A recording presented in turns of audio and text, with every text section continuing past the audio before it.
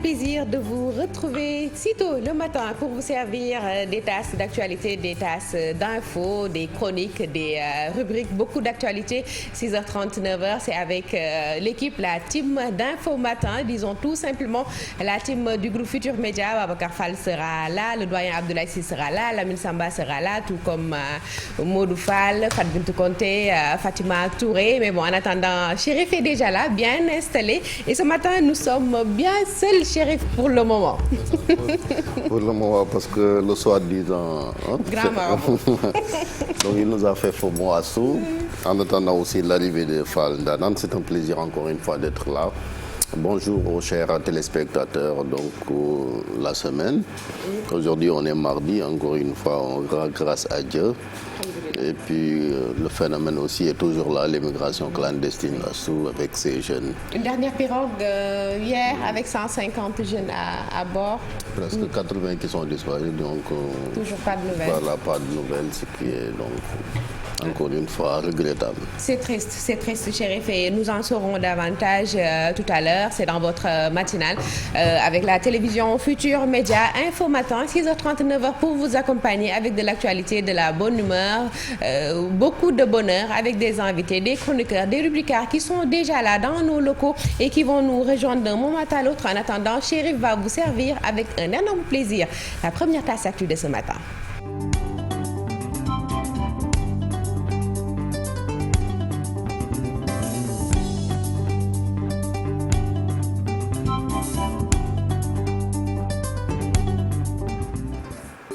Merci Astou. L'actualité, mesdames, messieurs, c'est d'abord ce violent incendie qui s'est déclaré cette nuit au marché Ocas de Touba aux environs de 2h du matin.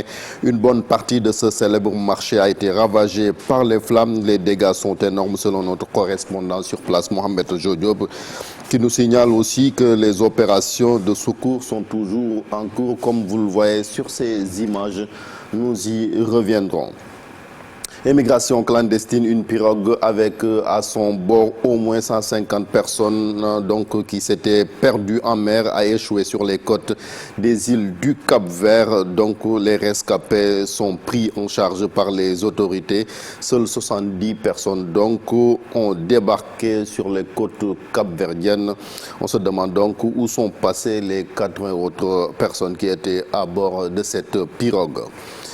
On parle également de cette pénurie d'eau, 6 mois sans eau. Les femmes des résidences au niveau des quartiers de Diamalaye ont exprimé le ras-le-bol hier devant le siège de Sen'Eau qui se trouve donc à Yoff. Leur exigence, une solution définitive face à leur cabère. Nous suivons ce compte rendu signé Maïmouna Ndiaye.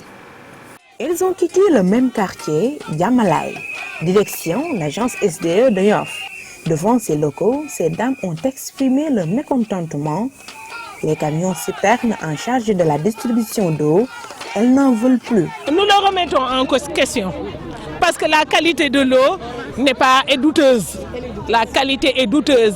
Si tu puises cette eau, après tu déposes ça, tu vois, c'est tout à fait rouge au fond. La contradiction des factures jugées trop salées. Les gens se plaignent parce que les factures sont salées. Et quand la facture arrive, il y a un délai. Et si tu ne respectes pas le délai, on te coupe l'eau. Donc, il y a quelque chose qui ne colle pas. Leur doléance, une distribution d'eau équitable. Avec ce Covid-là, personne n'a de l'argent. On va acheter de l'eau filtrée pour vivre. Alors qu'on a un contrat qui est rompu par la Sen'Eau et ce n'est pas normal. Donc nous dénonçons ça avec la plus grande vigueur et pensons que les autorités vont tenir compte de ça et vont réagir par rapport à ça. On ne peut pas rester 5 mois, 6 mois depuis le Covid. On n'a pas de l'eau de façon régulière. Donc si ça ne se règle pas, on ira au ministère. Et si au ministère ça ne se règle pas, on ira devant la grille du palais. Voilà. Parce que nous sommes des femmes et nous voulons rappeler au président que nous sommes fatigués. En attendant, le collectif des populations de Diamalaye continue de dénoncer ce qu'il appelle injustice. Avec Donc ce virus, le coronavirus qui est toujours là. Hier, le ministre de la Santé a déclaré que toutes les dispositions scientifiques et financières sont déjà prises. Donc pour obtenir ce vaccin contre la Covid-19, Abdoulaye Diouf Sarr s'exprimait à l'occasion donc du lancement d'une plateforme au niveau de l'Institut Pasteur. Le ministre de la Santé ajoute que le Sénégal n'utilisera pas un quelconque vaccin sans l'avoir donc au préalable soumis au comité scientifique. Nous l'écoutons au micro de Modou Fall. Le Sénégal, en matière de prévention, est assez avant-gardiste. On a la direction de la prévention qui aujourd'hui gère toute notre politique de vaccination. Et dans cette politique de vaccination, nous sommes effectivement donc dans un schéma non seulement africain, mais mondial. Africain par le biais de l'OMS au niveau africain, mais mondial aussi dans le cadre de ce partenariat avec l'ensemble des pays. Ce que je veux dire par là, c'est que le Sénégal a déjà pris toutes les dispositions, à la fois scientifiques et financières, pour bénéficier de toutes les avancées en la matière. Nous ne pouvons pas aujourd'hui vous parler de commande, ou en tout cas vous parler de, j'allais dire, livraison. Mais ce que je peux vous dire pour rassurer les populations de manière globale, c'est que le Sénégal a pris toutes les dispositions au plan scientifique, au plan organisationnel et au plan financier pour ne pas être à la traîne. Quand il y aura un vaccin, le Sénégal participera de manière remarquable et fera partie des pays qui auront ce vaccin au bonheur de toutes les populations sénégalaises. Et puis ce communiqué de la gendarmerie nationale qui a arrêté les membres d'une bande de coupeurs dans le département de Koungheul. Cette exaction avait entraîné la mort d'une dame touchée par une balle.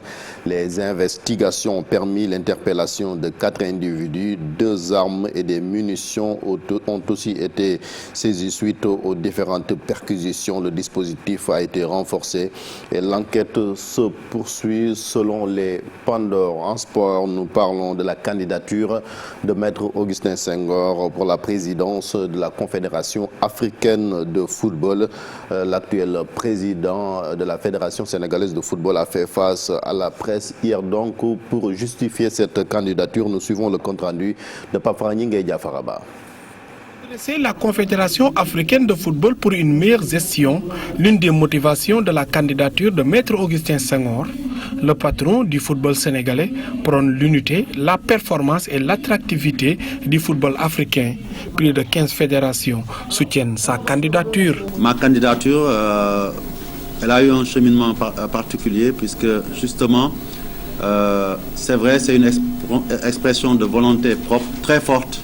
Mais c'est aussi la résultante des actes de confiance qui ont été posés par des collègues présidents, par des collègues membres du comité ici de la CAF, mais aussi par beaucoup d'acteurs. Donc ce qui fait qu'aujourd'hui, c'est aussi convaincu d'avoir le soutien du monde du football, des dirigeants les plus influents, des fédérations, que je me suis dit qu'il est temps d'y aller. Et à ce niveau-là, je peux dire que je peux comptabiliser à ce jour une quinzaine de fédérations qui m'ont directement exprimé leur volonté de me voir candidat. Convaincu d'avoir le meilleur profil pour diriger la CAF, Maître Senghor appelle les candidats de l'Afrique de l'Ouest à se joindre à lui pour unir leurs forces. Nous sommes peut-être des adversaires sur une élection, nous ne sommes pas des ennemis. Et qu'aujourd'hui, je peux vous dire que nous avons gardé le contact, on se parle. Parce que des élections aussi, c'est de la stratégie, il faut se parler. J'estime, et je l'affirme ici encore, humblement, de par mon cursus, de par mon vécu, de par mon expérience, je pense être celui qui peut fédérer beaucoup d'associations nationales autour de la CAF pour que ce que nous avons toujours constaté ne puisse être de rigueur lors de la prochaine mandature. Parce que c'est une mandature à la croisée des chemins, je dirais même décisive, avec tous les remous que nous avons connus. Si nous n'arrivons pas à redresser cette barque CAF, les lendemains du football africain seront menacés. Concernant l'aspect financier et le soutien des autres fédérations, Maître Senghor compte sur le soutien de tous les Sénégalais. Je pense que le Sénégalais a toujours été capable de faire preuve d'ingéniosité, de solidarité pour chaque fois atteindre son objectif. Et aujourd'hui, je vous dis que nous nous donnerons les moyens, nous trouverons les moyens les plus légaux possibles pour mobiliser les fonds nécessaires pour aller en campagne. C'est une affaire qui est une affaire nationale. La présidence de la Confédération africaine de football, un nouvel challenge de Maître Augustin Senghor, tout comme ses autres pairs africains qui n'ont jamais dirigé l'instance depuis sa création. On reste toujours avec la Confédération africaine de football qui déplore la rétention de l'équipe du Gabon à l'aéroport de Banjul pour son match retour des éliminatoires de la CAN Cameroun 2021 contre la Gambie. L'équipe nationale du Gabon a été retenue pendant plusieurs heures à l'aéroport de Banjul avant d'être autorisée à entrer. Territoire gambien, la Confédération africaine de football a déploré cet incident et a convoqué hier une réunion d'urgence en visioconférence avec les représentants des fédérations gabonaises et gambiennes pour statuer sur l'incident. Au cours de la concertation précise un communiqué de l'instance du football continental. Le secrétaire général de la CAF a clairement déploré cette situation malheureuse avant d'informer les deux parties de sa décision de saisir les instances disciplinaires en vue d'examiner les causes de cet incident, d'en établir les responsabilités et d'appliquer les sanctions conséquentes. Pour rappel, que le match s'est finalement joué hier après-midi au stade de Serekunda.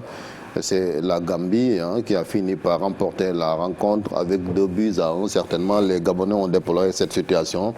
On passe donc à l'intermode Fall avec ce bug informatique qui a secoué hier le monde, avec RFI qui annonce la mort d'anciens présidents africains et qui finalement a présenté ses excuses. Tout à fait, Chérif Dia, bourdou ou bug de machine du site France RFI. Il a annoncé la mort d'éminentes personnalités africaines, M. Abdoulaye Wade, Diouf, Ibrahima Boubacar Keïta, Hélène Johnson Sirleaf. Une bourde qui fait réagir aussitôt l'ancien chef d'État sénégalais. M. Abdoulaye Wade a écrit sur sa page officielle, je cite, après l'annonce de mon décès sur le site internet d'RFI, à la suite d'une erreur informatique, je tiens à rassurer que je suis en pleine forme. Il n'est pas donné à tout le monde de pouvoir prendre connaissance de sa nécrologie de son vivant. J'en profite pour rappeler à quel point il est important de vérifier ses sources avant de partager une information. La RFI s'est dédouanée en parlant de problèmes techniques qui a entraîné la publication par erreur de nombreuses nécrologies sur son site. D'ailleurs, elle présente ses plates excuses à toutes les personnes lésées et aux internautes. Kémy Séba, l'activiste africain, s'est adressé à la nation ivoirienne et à la jeunesse africaine. Il demande à cette jeunesse de remettre en question la France-Afrique. Nous l'écoutons. Je suis parti aussi parce que tout le monde le sait, j'étais venu pour changer une recette, pour contribuer au changement d'une recette. À la recette d'un gâteau qui se nomme France-Afrique. Un gâteau qui, depuis un certain nombre de temps, intoxique beaucoup trop de gens sur le continent africain. Un gâteau qui fait que certaines personnes, certaines parties ont la part belle, pendant que la population de manière générale est asphyxiée, alors que ce sont les éléments de son sol qui sont utilisés pour que ce gâteau puisse être réalisé. De France-Afrique, je voulais arriver à Afrique-Afrique. Et donc par conséquent, comprenant que la Côte d'Ivoire est la capitale centrale en ce début de XXIe siècle de ce néocolonialisme français, lorsque un certain nombre de frères et de sœurs m'ont parlé du fait que le départ de Ouattara pourrait être une opportunité pour que l'on puisse changer le cadre du système dans lequel nous vivions, j'étais plus que jamais partant et prêt à risquer ma vie, raison pour laquelle j'ai bravé des interdits en traversant le Togo, où je suis persona non grata. Au Soudan, le Premier ministre accueille des chefs rebelles pour tourner la page de la guerre un mois après la signature d'accords de paix entre le gouvernement et les principaux groupes rebelles. Ils étaient des milliers à s'être rassemblés dans le centre de Khartoum pour donc le retour de ces rebelles. Macron et la presse anglaise, c'est la brouille. Le président français s'en prend à nouveau à la presse anglo-saxonne. Il critique la couverture faite par certains médias des récents actes terroristes en France, notamment l'assassinat de Samuel Paty. Plus de détails avec Thierno Fall. Selon la RFI, le président Macron reproche aux médias étrangers de ne pas comprendre la laïcité à la française et de déformer ses propos sur l'islam. En cause, plusieurs tribunes parues récemment dans la presse anglo-saxonne qui soutiennent, par exemple, que la volonté du gouvernement de s'attaquer au séparatisme islamiste jette de l'huile sur le feu au lieu de régler le problème du terrorisme, ce dont se défend Emmanuel Macron, soucieux de distinguer islam et islamisme politique. Toujours selon le journal, le président va plus loin. Il affirme que certains journaux légitiment les violences commises par les terroristes en écrivant que le fond du problème est que la France serait raciste et islamophobe. Autre accusation formulée par le chef de l'État français, les médias anglo-saxons cherchent selon lui à imposer leurs propres valeurs à une société différente. En clair, le multiculturalisme américain n'est pas le modèle français. C'est la deuxième fois en 10 jours que le président Macron critique la couverture de la presse anglo-saxonne après sa tribune parue dans le Financial Times.